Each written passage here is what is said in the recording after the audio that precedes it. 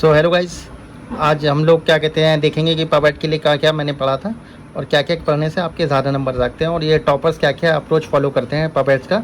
जो मुझे अभी तक मैंने पवेट्स को से मैंने अपना यूपी पीसीएस का एग्ज़ाम क्लियर किया था 2019 का, फिर मैंने बिहार पीसीएस भी क्लियर किया और मैंने इसके साथ यूपी पीसीएस में मेंस भी लिखा। और लास्ट ईयर तो मेरे फर्स्ट पेपर का थोड़ा सा गड़बड़ हो गया था क्योंकि मेरे क्वेश्चन छूट गया था, अदरवाइज़ मेरे सेकेंड पेपर में काफ़ी अच्छे मार्क्स मिले थे। तो मैं मार्कशीट शेयर किया, आप उसमें जाके देख सकते हैं। तो मुझे मतलब जो मैंने इतने सालों में पवेट की स्ट्रेटजी बनाई है, उस स्ट्रेटजी को मैं आपसे शेयर करना चाहता हूँ कि इस पवेट की स्ट्रेटजी क्या होनी चाहिए किसी भी आदमी की, अगर वो पवेट ले रहा है ऑप्शनल। और अभी देखिए मेंस आने वाला है, तो जस्ट जिन लोगों का प्री हो गया और वो पवेट से लेकर अगर अपना ऑप्शनल तैयार कर रहे हैं, तो उन्हें ये चीज़ें अगर वो फॉलो कर सकें तो कर सकते हैं। देखिए इसमें ज़्यादा बुक्स नहीं बताऊंगा क्योंकि अब टाइम कम है। अगर लॉन्ग टर्म अप्रोच और शॉर्ट टर्म अप्रोच मैं बता दूंगा, तो सबसे पहले मैं शॉर्ट टर्म अप्रोच बताऊंगा कि अभी जिनका मेंस है उनको क्या करना चाहिए। तो शॉर्ट टर्म अप्रोच के लिए सबसे पहले मैं ये बुक्स हटा दूंगा, आप इन बुक्स पर आके फोकस करूँगा कि जिनका मेंस है इस साल, तो वो सबसे पहले ये पब्लिक एडमिनिस्ट्रेशन का पेपर 1 और पेपर 2, ये राधा विनोद वो हरिबाम जी का है, आईएएस है, इनकी लिखी बुक्स है। बेसिकली ये मोहंती सर के नोट्स थे जिनको उन्होंने कंपाइल कर दिया है। तो इससे ये क्या है, आप बेसिक्स को क्लियर करने के लिए सबसे अच्छी बुक्स हैं। अगर आपको बेसिक्स में प्रॉब्लम है और अगर आप तो अगर इसकी लैंग्वेज भी बहुत ईजी है, अगर आपको इसमें कोई प्रॉब्लम है पवेट में, अगर शुरुआत से आपको कोई दिक्कत हो रही है तो आप इसको पढ़ सकते हो। तो जैसे पेपर 1 है, तो पेपर 1 के जो इसका इसमें सबसे बड़ी अच्छी बात है कि सिलेबस वाइज दे रखा है, तो आप सिलेबस वाइज इसके सारे वो कर सकते हो। जैसे इंट्रोडक्शन हो गया, एडमिनिस्ट्रेटिव थ्योरी हो गई, एडमिनिस्ट्रेटिव बिहेवियर हो गया, ऑर्गेनाइजेशन हो गया, और accountability, control, administrative law, comparative public administration, development dynamic, personal administration. तो इसके जितने भी टॉपिक वाइज जो भी अपना सिलेबस दिया है, तो सिलेबस वाइज दिया हुआ है। हालांकि ये बिल्कुल कंप्लीट नहीं है, इसको आपको कहीं और से भी थोड़ा थोड़ा आपको देखना पड़ेगा। पर अगर इस साल आप शॉर्ट टर्म अप्रोच में अपना रहे हो कि आपका मेंस क्लियर होने वाला है और आपकी सही तैयारी नहीं है बहुत अच्छी, तो आप इस बुक्स को तो आप फिलहाल पढ़ ही लो, क्योंकि इस बुक से पढ़ लोगे तो आप कम से कम एवरेज मार्क्स ले आओगे। और अगर आपके जीएस अच्छा हो गया तो कम से कम आप हो सकता है मेंस क्लियर कर जाओ। और अगर आपको लॉन्ग टर्म अप्रोच के साथ है तो इस बुक्स को सबसे पहले आप पढ़ो, 1 से 2 रीडिंग लगाओ, और उसके साथ साथ आप इसके साथ कंपनसेटरी बुक्स हैं जो मैं आगे दिखाऊंगा उनको भी लेके चलो और उन बुक्स को पढ़ लो आप, तो आपका पेपर अच्छा हो जाएगा। और इसके साथ साथ और भी कुछ चीज़ें करनी पड़ेंगी जो मैं बताऊँगा। तो आगे हम देखते हैं। तो ये पेपर 1 हो गया। आप पेपर 1 में देखेंगे तो इसकी अगर आप देखें तो बहुत ही ईजी है। आप इसके चाहे तो नोट्स बना लो, अदरवाइज़ ये नोट्स के फॉर्म में ही है। तो मैं जनरली नोट्स नहीं बनाता उतना, तो मैं क्या करता हूँ इसमें हाईलाइट्स कर लेता हूँ अपने, जैसे कोई भी क्वेश्चन होता है उसको हाईलाइट कर लेता हूँ, प्रीवियस क्वेश्चन से देखता हूँ, तो फिर उसके हिसाब से मैं समझ जाता हूँ कि इसको आखिर क्वेश्चन की डिमांड क्या हो सकती है और किस हिसाब से हमें वो करना पड़ता है। तो ये हो गया पहले आप पेपर 1 के लिए हो गया। और पेपर 2 के लिए पब्लिक एडमिनिस्ट्रेशन पेपर 2 में मेरे 135 मार्क्स हैं। और ये इस साल इसलिए आए क्योंकि मैंने इस बुक्स को नहीं पढ़ा था पहले पेपर 2 के लिए। पेपर 2 के लिए मैंने दूसरी बुक पढ़ी थी, पर उस पेपर को पढ़ने के लिए मैंने पहले पेपर 2 के लिए केवल ये पढ़ी थी, रमेश के अरोड़ा, रंजनी गोयल की बुक से। और पहले टॉपर्स यही मतलब हमें सजेस्ट करते थे, तो मैंने इस बुक्स के साथ मैंने पढ़ तो ली। पर इस बुक के साथ ड्रॉबैक है कि बहुत ज़्यादा मोटी है, इसके अगर आप नोट्स भी बनाओगे तो उसको रिवाइज़ करना बहुत मुश्किल हो जाता है। हालाँकि ऐसा नहीं है, इसकी लैंग्वेज बहुत इजी है। पर इस बुक्स को आप पढ़ने के बाद क्या कहते हैं, अगर आप ये बुक अगर आप पढ़ते रहोगे तो आपका टाइम बहुत ज़्यादा किल हो जाएगा। और ये बुक क्या है, क्रिस्प एंड कंसाइज बुक है, जिसमें आपके सारे सिलेबस के साथ दिया हुआ है। आप इसको पढ़ो आराम से, और अगर आप इसको देखोगे, आप पढ़ोगे, तो पूरा सिलेबस इन्होंने एक साथ कवर किया है। और और जो यूपीएससी की डिमांड के हिसाब से इन्होंने इस पेपर को लिखा हुआ है। तो अब अगर आगे इस बुक्स को पढ़ोगे, इस बुक्स को पढ़ लोगे, ये पेपर 2 के लिए होगे।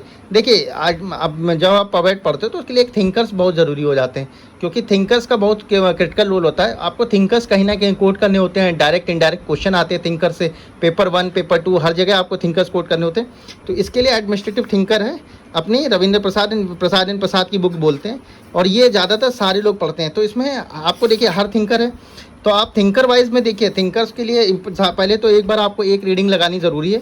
अगर आप इस साल एग्ज़ाम दे रहे हो तो आप इनके जो इंट्रोडक्शन एंड ब्रीफिंग है उनको आप पढ़ लो, बहुत ज़्यादा ना पढ़ो। पर अगर इसको लॉन्ग टर्म अप्रोच के साथ पवेट ले रहे हो, अगर आप इसमें अच्छा मार्क्स चाहते हो कि आपका 260 प्लस मार्क्स स्कोर हो, या 270 280 या 300 प्लस मार्क्स स्कोर हो, तो आपको इनको अच्छे से समझना है और इनकी एप्लीकेशन समझनी है। मैंने जैसे सारे पढ़ा, उसके बाद यहाँ पे इनका जो इनके जो जो इंपॉर्टेंट टर्म्स है, क्योंकि एक एक लाइन्स के ये क्वेश्चन आता है यूपीएससी में। आजकल यूपीएससी में एग्जाम देना, अगर आपको मेंस देना है तो इतना इजी नहीं है। Like theory building and public administration क्या होगा, तो आपको इसके छोटे छोटे क्रिस्प नोट बना लेने हैं और ये नोट्स को याद करके रखना है।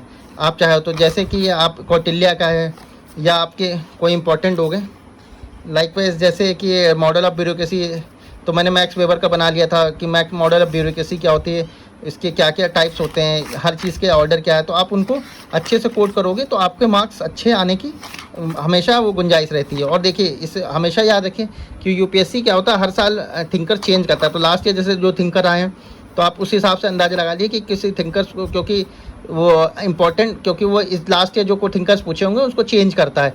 तो आप लास्ट में 2-3 ईयर्स के आए तो उस हिसाब से आप रोटेशन लगा सकते हो कि किसकी प्रॉबिलिटी ज़्यादा आ जाती है थिंकर्स के बारे में, तो आप उसको कवर अप कर सकते हो। तो ये बहुत ही इंपॉर्टेंट बुक है जो आपको लॉन्ग टर्म में, तो लॉन्ग टर्म में अगर आपको ये सब्जेक्ट अच्छे से रखना है तो इस बुक को मगअप कर लेना है। आपको इसकी एक एक चीज़ आपको अच्छे से पता होगी तो आप नो डाउट 280+ आएंगे, आपके मार्क्स आएंगे। फिर देखिए, ये तो आपकी बेसिक्स बुक हो गई, 3 बुक्स।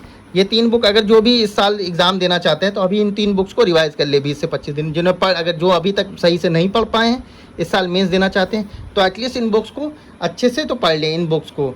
और अगर जिन्होंने पहले से तैयार कर रखा है, साल भर से अच्छे तैयारी कर रखी है, तो वो इन तीनों को क्या कहते हैं, इन तीनों को एक अच्छे से, अभी 20 दिन का टाइम है, और जिनका जीएस का कट ऑफ निकल रहा है और सीसेट का कट ऑफ निकल रहा है, तो वो इनको अच्छे से तैयार कर ले। तो और आप लोग बताओ कि इस बार का पेपर कितना टफ आया था और क्या क्या आपका था, आप कमेंट बॉक्स में बताओ इस बारे में। कि मुझे तो इस बार का पेपर, इस डिकेड का सबसे टफेस्ट पेपर लगा। मैं तो कहता हूँ इस बार जिसका सीसेट क्लियर हो रहा है और अगर 80 क्वेश्चन 75 क्वेश्चन भी सही हैं तो मुझे उसके बहुत ज़्यादा चांसेस लग रहे हैं। तो आगे देखते हैं। फिर ये 3 आपकी स्टैंडर्ड बुक्स हो गई जो आपको हर जो भी एस्पिरेंट है उसको पढ़नी है, मेंस के एस्पिरेंट्स को, अगर बैठ के अगर उसने लिया हुआ है। अब उसके बाद आ जाते हैं ये अपना रजनी गोयल। अब उसके बाद रजनी गोयल क्या आ जाता है, उसके बाद नेक्स्ट आता है, इसके बारे में बता रखा है, new horizon of public administration. देखिए, ये इस साल अगर आप मेंस दे रहे हो और आपने अभी तक नहीं पढ़ा हुआ है तो मेरे हिसाब से आप इसको अवॉइड करो, इस new horizon of public administration, क्योंकि ये बहुत ही टफ बुक है। आप इसको अच्छे से समझ भी नहीं सकते, बहुत, क्योंकि मोहित भट्टाचार्य की बुक है। बहुत सारे टॉपर्स सजेस्ट करते हैं, मैंने भी इसको पढ़ा है 2 से 3 बार। बट अगर आपने इस बुक को नहीं पढ़ा है, टाइम नहीं दिया है, तो आप इसमें अगर अभी आप मेंस देना चाहते हो, इसको नया पढ़ना चाहते हो, तो आप अपना केवल टाइम ख़राब करोगे। तो मेरे हिसाब से ये बुक्स अवॉइडेबल है अगर आप इस साल मेंस के लिए में आपने तब तक नहीं पढ़ा है इसको, क्योंकि अगर वो जिसने पढ़ रखा है उसके लिए बहुत अच्छी है। क्यों? क्योंकि इसमें बहुत सारी ऐसी मतलब टर्म्स हैं जो एग्ज़ाम में आ जाती हैं और बहुत सारे जो एस्पिरेंट होते हैं उनको पता ही नहीं होता वो टर्म, और वो टर्म्स इतनी अच्छे से इसमें डिफ़ाइन की हुई हैं कि वो आपको हो जाएंगी। पर इसका सबसे बड़ा ड्रॉबैक है कि ये बहुत टफ बुक है, लैंग्वेज बहुत ज़्यादा टफ है, और इसको अगर आपको पढ़ने के लिए टाइम चाहिए। जिसने अगर एक बार रीडिंग नहीं लगाई है तो उसको बहुत मुश्किल होगी इसमें। तो मैं अगर ये आएगा तो मैं इसको कहूँगा कि ये आप इसको अवॉइड कर दो, अगर आप नहीं इस बात अगर दे रहे हो। लॉन्ग टर्म स्ट्रेटजी में आप इस बुक को पढ़ो। हालांकि सबसे पहले आप इन दोनों को, राधा नुबाम की जो बुक है उसको कवर अप करो, फिर इसके बाद इन दोनों बुक्स को पढ़ो, और ये मतलब उसके बाद जब आपका बहुत ज़्यादा आपके अंडरस्टैंडिंग क्लियर हो जाए फिर अपनी होराइजन ऑफ पब्लिक एडमिनिस्ट्रेशन को पढ़ो, तो आपको उसमें बहुत ज़्यादा फ़ायदा मिलेगा। तो ये तो हो गई बात इन दोनों की। सो अब नेक्स्ट बात आती है हमारे टेस्ट सीरीज़ की। तो टेस्ट सीरीज़ के लिए देखिए, सबसे पहले यार आप अगर पबेट का अगर देख तो पेपर, तो पेपर आपको पता होना चाहिए कि पेपर में क्या क्या आया था। तो इसके लिए ना आप 10-12 साल की क्वेश्चन पेपर देखो, क्वेश्चन पेपर को एनालाइज करो। तो इसके लिए मैंने लास्ट ईयर अभी मेरा हुआ था तो मैंने ये बुक मंगा ली थी, क्रॉनिकल की बुक है आपकी, क्रॉनिकल बुक्स की पबेट की, आप कहते हैं IAS की मेंस क्वेश्चन आंसर। देखो आप इसमें सॉल्व क्वेश्चन आंसर दिए हुए हैं, आप इनको आप तभी देख सकते, आप इनमें देखोगे तो आपके सारे क्वेश्चन के जो 16 साल के उनके आंसर्स लिखे हैं। बट अगर आप इनकी आंसर्स की क्वालिटी को देखो तो आंसर्स की क्वालिटी बहुत अच्छी नहीं है। आप इससे ज़्यादा बेटर है कि आप इसके क्वेश्चन जो आते हैं अनसॉल्व जो क्वेश्चन पेपर आते हैं वो आप वो ले सकते हो। और आपको अगर बहुत ज़्यादा डाउट है कि जो क्वेश्चंस नहीं मिलते हैं आपको कहीं, जो आप नहीं समझ में आ रहे बिल्कुल वो क्वेश्चन है, तो उन क्वेश्चंस को आप थोड़ा देख लो इनसे कि आखिर में ऐसा क्या लिखा गया इन क्वेश्चंस में, कि ऐसा क्या लिखा गया होगा। तो इन क्वेश्चंस को आप देखने के लिए सही है। जैसे बहुत सारे क्वेश्चन थे जो मुझे थोड़े डाउटफुल लग रहे थे, तो मैंने उन क्वेश्चंस को जब देखा और नहीं समझ में आया तो एटलीस्ट मैंने उनका रेफरेंस ले लिया कि आखिर में होगा क्या। तो इस क्वेश्चन को आप इस बुक्स को केवल इतना यूटिलाइज़ कर सकते हो। और हालांकि ये बुक इसलिए इंपॉर्टेंट है क्योंकि इसमें आपको 16 साल के क्वेश्चन मिल जाएंगे, तो आपको इसका ट्रेंड समझने में बहुत मदद मिलेगी कि आखिर में यूपीएससी में किस ट्रेंड के हिसाब से किस क्वेश्चन आते हैं। और अगर इसके बाद आप देखा जाए तो ये लुकमान आईएएस की है। तो लास्ट ईयर मैंने जैसे बताया कि मैंने शंकर आईएएस का दिया था। देखिए अब शंकर आईएएस और लुकमान आईएएस के लिए मैं एक अलग से भी वीडियो बना दूंगा, बट मैं अभी आपको थोड़ा थोड़ा बता देता हूँ कि देखिए जो शंकर आईएएस था तो वहाँ पे क्या था, आपको उसकी टेस्ट सीरीज में पूरा आंसर्स नहीं मिलता है, टेस्ट सीरीज में पॉइंट वाइज मिलते हैं। तो वो क्या है, आपको रिवाइज करने के लिए बड़ा दिक्कत होगा उसमें, जब आप अपने क्वेश्चन पेपर को मिलाओगे, अपने आंसर्स को बुकलेट को मिलाओगे जब उनके पॉइंट्स के साथ में, तो थोड़ा थोड़ा डाउटफुल लगेगा आपको कि आपने क्या पॉइंट मिस कर दिया, नहीं मिस कर दिया, किसका पॉइंट को क्या फ्लो होना चाहिए, वो सब थोड़ा मिसिंग हो। इसलिए मैंने क्या किया था कि लुकमान आईएएस की टेस्ट सीरीज उठा लाया था दिल्ली से। तो ये दिल्ली से बहुत पहले की टेस्ट सीरीज थी, तो मैंने पास पड़ी हुई थी तो ऑलरेडी, तो फिर मैंने दोबारा इसको लेने की कोशिश नहीं की क्योंकि ये ऑलरेडी बहुत सफिशिएंट हो जाती है। तो इसकी एक और मेरे पास थी टेस्ट सीरीज, वो भी पढ़ी थी तो उसको भी लगाया था। तो वो दोनों टेस्ट सीरीज लगा दी थी मिलके, तो अच्छा पेपर, मतलब इसकी क्वालिटी अच्छी है। देखिए लुकमान के जो टेस्ट सीरीज है अगर आपको बाहर मिल जाती तो ये अच्छी है, मेरे हिसाब से तो अच्छी है, और लुकमान की क्वालिटी भी अच्छी है। बट प्रॉब्लम ये है कि हर साल अगर आप इनकी टेस्ट सीरीज देखेंगे तो इनका कॉस्ट बहुत ज़्यादा होता है। तो एक मतलब अगर कोई बजट फ्रेंडली लड़का होगा जो अगर कम प्राइस में करना चाहता है तो उसके लिए थोड़ी दिक्कत होती है भाई, कि इतना पैसा हर साल 18,000 20,000 की इनकी टेस्ट सीरीज आती है 1 किलो पबैट की, और वो भी आज के इस जैसे यूपीएससी जैसे डाइसी पेपर में कि होगा सिलेक्शन नहीं होगा, क्या हो जाए क्या नहीं हो जाए। तो लड़कियों को अगर नहीं करना तो आप बाहर से इनका खरीद लो टेस्ट सीरीज़। तो ये टेस्ट सीरीज़ के आप केवल मतलब टेस्ट सीरीज के जो सॉल्व पेपर आते हैं वो आप उठा लो और उसको अच्छे से लगा लो, तो ये भी आपकी बहुत मदद मिलेगी। क्योंकि इनके जो टेस्ट सीरीज रहती है लास्ट ईयर की भी मिल जाए तो भी इनके क्या है, ट्रेंड बहुत अच्छा पकड़ता है। लुकमान आईएएस के जो है अपने एस अंसारी सर हैं, वो बहुत अच्छे ट्रेंड पकड़ लेते हैं। तो इस हिसाब से आपका मतलब अच्छा हो जाएगा आपका पबैट का पेपर। तो इस हिसाब से आप पबैट की तैयारी कर सकते हो। अगर शॉर्ट टर्म में देखिए, अगर आपको फिर मैं बता दूं शॉर्ट टर्म में करना है तो आप ये लुकमान आईएएस की टेस्ट सीरीज उठाइए, उसको पढ़िए, अपना पबैट का ये पेपर पढ़िए और ये पेपर पढ़िए। ये 3 बुक्स तो आप लगा के जाइए इस बार टेस्ट सीरीज मतलब अपनी इस पेपर में। उसके बाद और बाकी आप जो अगर आपने पहले से पढ़ रखा है तो उन सब बुक्स को भी एक बार रिवाइज कर लीजिए।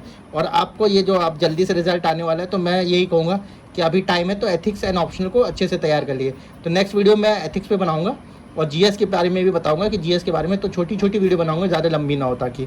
तो ओके फ्रेंड्स, मिलते हैं नेक्स्ट वीडियो में, बाय, टेक केयर।